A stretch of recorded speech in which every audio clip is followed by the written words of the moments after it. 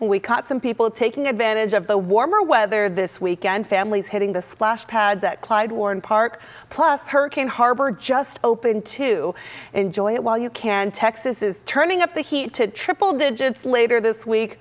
100 degrees in the forecast. Yeah. Oh, I'm not ready. Doesn't matter. Texas does what Texas does. Yes, it does what it wants to. No, today has been really nice so far. It's been nice and cool, okay? We're not going to see these numbers for a while, it seems like. So enjoy today while we can. Absolutely. And you know what? People are obviously already taking advantage of the splash pad. Yeah. I expect that to be a lot more crowded, though, in the days ahead. Okay. Because of the heat. You're going to want to find any sort of relief outdoors, probably staying indoors, but the kids probably won't want to do that. So here's the thing. We've got our WFA Weather Alert Day. That is going to be for Wednesday. Now, typically, we've been doing this for storms, but it's just however it's going to impact your day when it comes to weather.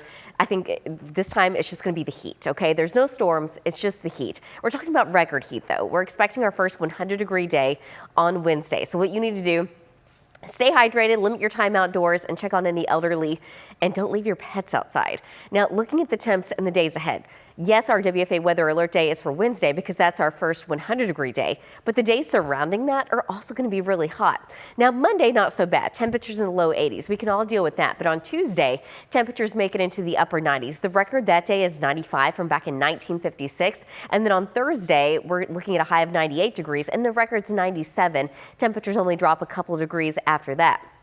Right now, though, partly sunny. It's our Clyde Warren Park camera. Temperatures are in the upper 50s. It's a beautiful Mother's Day. We're at 52 degrees in Denton, 61 right now in Corsicana, 58 degrees in Athens, and 53 right now in Graham. Later today, temperatures will climb back into the 70s for a lot of us. 76 in Denton, 76 in McKinney, but where we will have a little bit more cloud cover and the higher chance of rain. Temperatures only in the 60s in some of our far eastern counties. Overnight tonight, I think everyone's going to be dry. We're going to be under partly cloudy skies, and temperatures drop down into the mid and upper 50s, but low 50s for Canton, 55 in Greenville, 58 in Dallas, and 58 degrees overnight tonight in Waxahachie.